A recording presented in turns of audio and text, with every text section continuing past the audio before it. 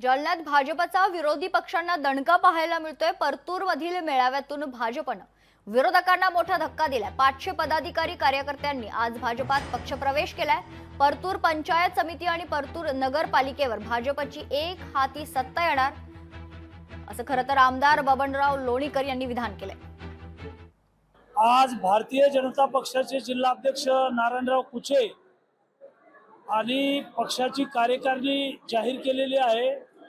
भारतीय जनता पक्ष आहे, महिला आघाडी आहे, युवा मोर्चा आहे, दलित आघाडी आहे, अल्पसंख्याक आघाडी आहे, ओबीसी मोर्चा आहे, भटके विमुक्त आघाडी आहे आणि 500 वेगवेगळ्या पक्षातून 500 कार्यकर्त्यांनी भारतीय जनता पक्षामध्ये आज प्रवेश केलेला आहे।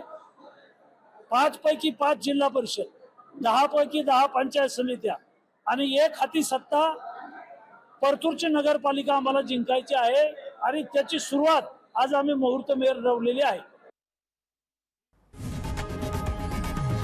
लोकशाही मराठी ऐका, पहा, जागरूक रहा।